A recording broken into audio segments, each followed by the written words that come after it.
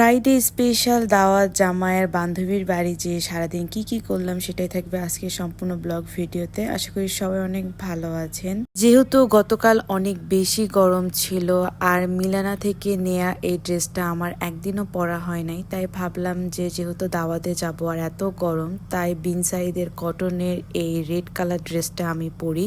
এটা এত বেশি কমফোর্টেবল ছিল কি বলবো, আর বাহিরে অনেক বেশি গরম ছিল। আজকের এই ভিডিওটা গতকাল নামাজের পরপরে আমরা বের হয়ে গিয়েছিলাম, আর বাহিরে তো প্রচুর গরম ছিল, বৃষ্টি তো হয়েছে সন্ধ্যার দিকে, বাট সকাল থেকে যে পরিমাণ গরম ছিল যে কি বলবো, এত বেশি গরম লাগছিল যে আমি ঘুমটা দিয়ে বাইকে চড়ে তারপর যাচ্ছিলাম, এত পরিমাণ রোদ ছিল বাহিরে। আর এদিকে তো আমি জামাইয়ের পছন্দের লাল টুকটুকে জামা পরে তার পিছনে বসে বাতাস খেতে খেতে যাচ্ছিলাম। তারপর আমরা আসি মিঠাইতে মিষ্টি নেওয়ার জন্য, আর এটা একদমই একটা ঘরোয়া প্রোগ্রাম ছিল, জাস্ট আমরাও ইনভাইটেড ছিলাম তার মধ্যে। আর এখানকার মিষ্টি অনেক বেশি মজা, দেন আমরা মিষ্টি আর ফলমূলই নিয়েছি। যাওয়ার পরে আমরা কোথাও আর লেট করি নাই, যাওয়ার সাথে সাথে আপু আমাদেরকে খাবার দিয়ে দেয়। আর এই টিকাটা কিন্তু আপু নিজের হাতে বানিয়েছিল, অনেক মজা ছিল। এটা দিয়েই আমি অর্ধেক ভাত খেয়েছি, পরে আমার তেমন কোনো কিছুই নেওয়া হয় নাই। এদিকে আপু আমাদের সব কিছু গোছাই গাছাই দিচ্ছিল, দেন পরে আপু আমাদের সাথে খেতে বসে। আর মেনুতে ছিল রোস্ট, গরুর মাংস, টিক্কা, তারপর মাছ ভাজি, পোলাও, ভাত, দই, কোক, মিষ্টি, এগুলাই। আর এখানে দেখেন আমি যেখানেই যাই, বাসায় থেকে আর দাওয়াত বাড়ি যাই না কেন, আমার জামাই আমার প্লেট থেকে কিছু না কিছু নেবে আর খাবে, এটা তার অভ্যাস। দেন আমরা সবাই একসাথে খাওয়া দাওয়া করে আমরা রুমে চলে আসি রেস্ট নেওয়ার জন্য। খাওয়া দাওয়া শেষ করে রুমে আসার পর এদিকে আপু আমাদের লটকন, পেয়ারা এগুলো আবার দিছে খাওয়ার জন্য। আর এদিকে আমার পেটুক জামাই তো বসে বসে খাচ্ছিল, আর এদিকে আমরা সবাই একসাথে আড্ডা দিচ্ছিলাম। আর এটা আপুর ভাইয়ের মেয়ে, মাশাল্লাহ বলতে কেউ ভুলবেন না। ছোট্ট এই ঘরোয়া প্রোগ্রামটা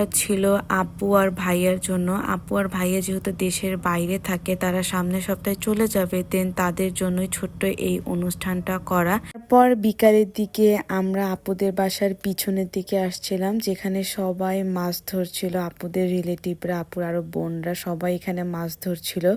আর এটা একটা দিঘির মতো অনেক বড় একটা বিল, যেখানে মাছ চাষ করা হয়। আর এখানে সবাই মাছ ধরছিল, আর এত মাছ যেটা দেখে আমি পুরাই অবাক। পাঙ্গাস, কালবোয়াস, তারপর রুই, কাতলা, অনেক মাছই এখানে ছিল। আর এই জায়গাটা এত বেশি শান্তিময় ছিল যে কি বলবো, এখান থেকে যেতেই মন চাচ্ছিল না, এত বাতাস আর আবহাওয়াটাও এত সুন্দর ছিল। দেখতে দেখতে আকাশ মেঘলা হয়ে গেছে, আর চারিদিকে মাছগুলো অনেক লাফালাফি করছিল, এখানে অনেক বড় বড় মাছ। আর আমার জামাই তো নিজেকে সামলে রাখতে পারে নাই, দেন সেও বড়শি নিয়ে মাছ মারা শুরু করে দিছে। এইখানে একটা মাছ পায়, এটা হলো আপুর ভাই মাছটা পায়। মাছটা দেখে তো সবাই অনেক বেশি খুশি, আর বড়শি দিয়ে মারা মাছ দেখলে আসলে অনেক খুশি খুশি লাগে। আর মাছটা অনেক বড় পাঙ্গাস মাছ, যেটা মাছ পাওয়াটা বেশি ইম্পর্টেন্ট না, বাট মাছ পাওয়ার পরে যে হাসিটা সবাই হাসে, যে আনন্দটা পায়, এটা অনেক বেশি ইম্পর্টেন্ট। সবাই মিলে ফ্যামিলির মানুষ যখন একসাথে আনন্দ করে, এটা অনেক বেশি ভালো লাগে। আর এখানে তো আমার জামাইকে বলছিলাম যে তুমি একটা মাছও পাবা না, তুমি আমার সম্মান রাখবা না, দেন বলতে না বলতেই সে একটা কালবাউস মাছ পায়। মাছটা অনেক বেশি বড় ছিল, যেটা এখন দেখতে পাবেন।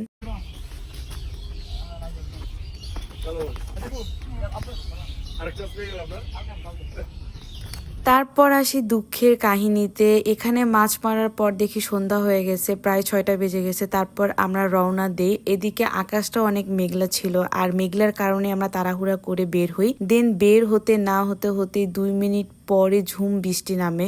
আর এত বৃষ্টি যে আমরা আপুদের বাসাও যেতে পারছিলাম না, কোনো একটা দোকানে এসেও দাঁড়াতে পারছিলাম না, ফুল ভিজে গেছিলাম এই 2 মিনিটের মধ্যে, এত বেশি বৃষ্টির পানি পড়ছিল। দেন যেহেতু সম্পূর্ণ শরীর ভিজাই ছিল, তারপর আমরা সামনে একটা মাঠ দেখি, আর মাঠে দেখে অনেক বাচ্চারা খেলাধুলা করছে। দেন নিজেদের আর সামলে রাখতে না পেরে আমরা তাদের সাথে খেলাধুলা শুরু করে দিই। আমার হাজবেন্ড তো পুরাই তাদের সাথে ফুটবল খেলা শুরু করে দিয়েছে, আর তাদের আনন্দ দেখে অনেক বেশি ভালো লাগছিল। আজকের ভিডিওটা এই পর্যন্তই। ভালো লাগলে সবাই আমার পেজে লাইক, ফলো এবং শেয়ার করে পাশে থাকবেন। পরবর্তী ভিডিও দেখার জন্য আল্লাহ হাফেজ।